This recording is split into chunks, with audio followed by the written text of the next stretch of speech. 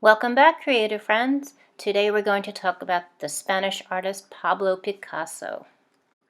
Pablo Picasso was born October 25th, 1881, and lived till April 8th, 1973. Did you know that when he was baptized, his name had 23 words in it? Well, his mom was kind and said, "You will be known as Picasso." Picasso loved to draw as if he were a child, like you, free to be silly. Picasso was a Spanish painter, a sculptor, a printmaker, a ceramicist, making ceramics, a stage designer, a poet, and a playwright. What a busy man. He spent most of his life in France and was most famously known as a cubist, where he would take shapes like on your face and change them around into geometric shapes. Maybe your nose was on your lips and your eyes were on your ears. This is Picasso drawing in his studio. I wonder what he's drawing. Let's watch to find out.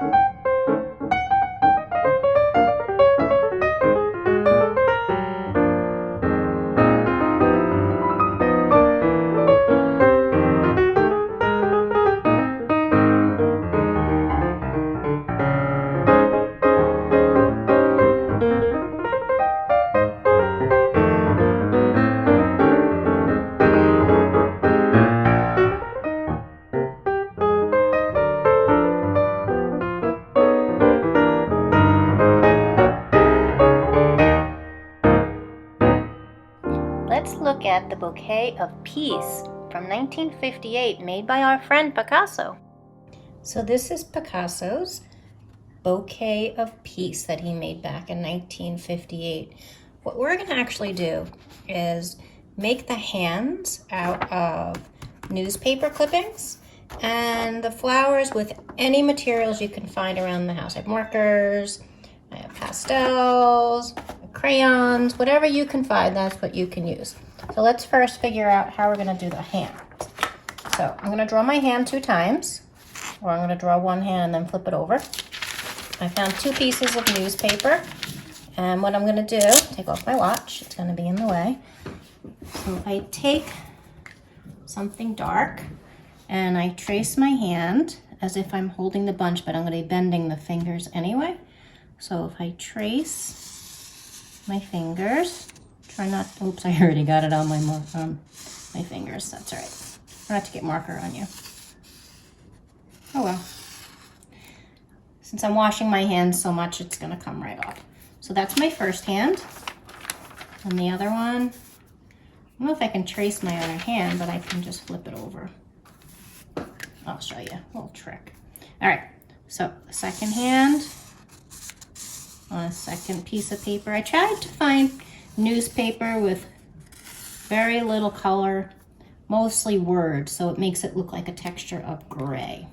Okay, then what I'm going to do is take a scissor and cut them out.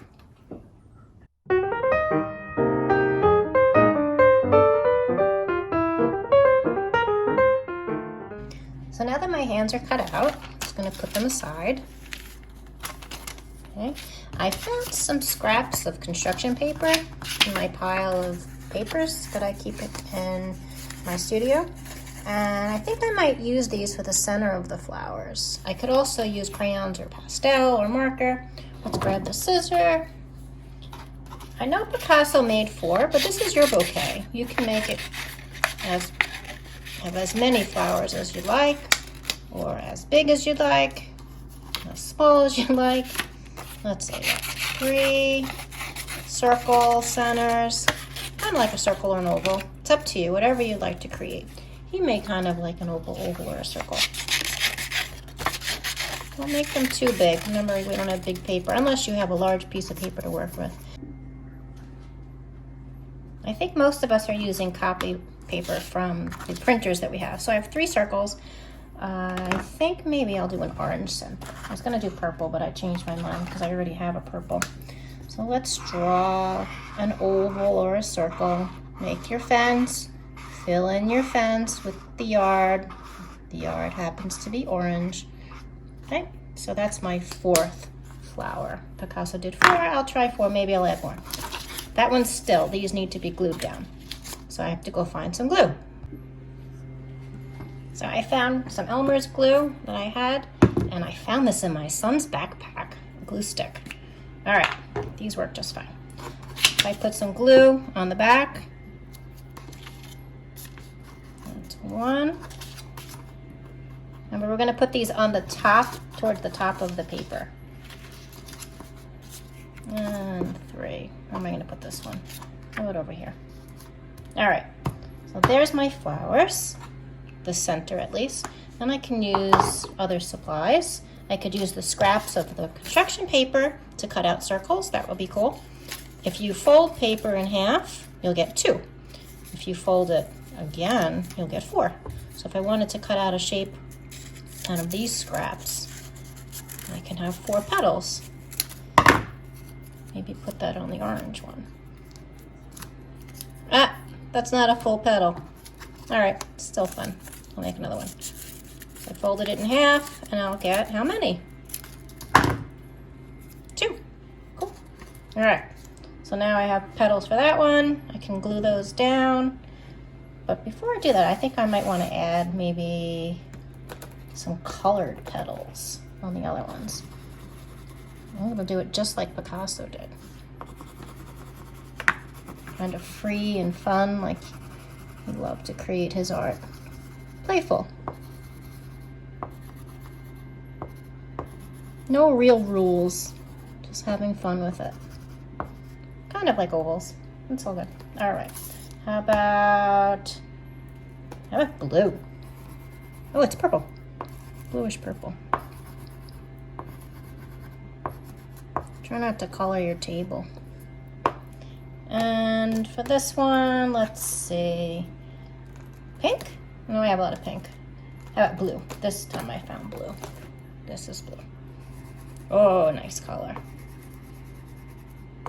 So the reason I didn't glue down the petals for the orange one is so that I can have a little bit of overlapping happening. And it's easier to glue on top of something that's already been colored or painted than it is to put on in the reverse, because then you have to mess around and get around and not ruin what you've created. So let's just go right on top.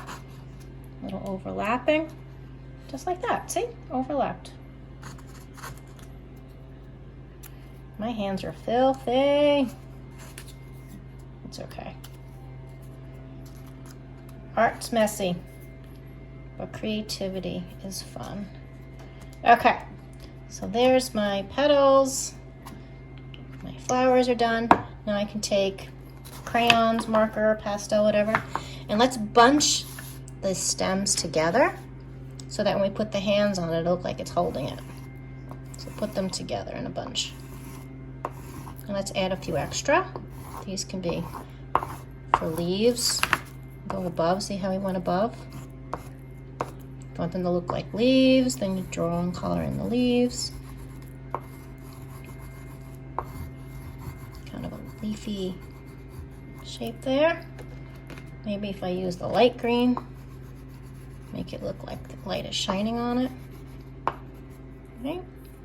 Maybe a darker color so I can outline them.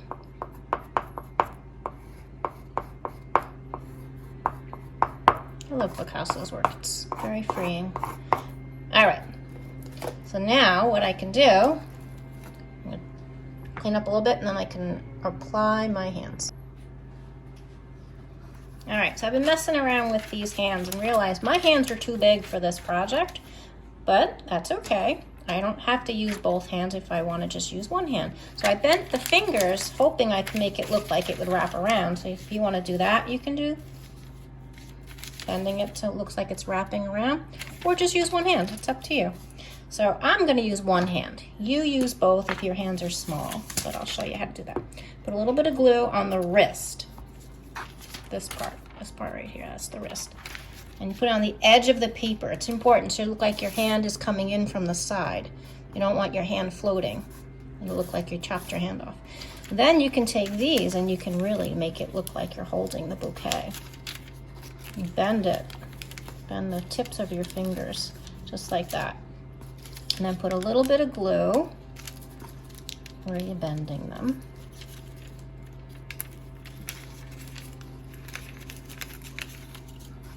Have an adult help you. I can have my daughter help me. She's my adult today. Well, she is 14, so. All right.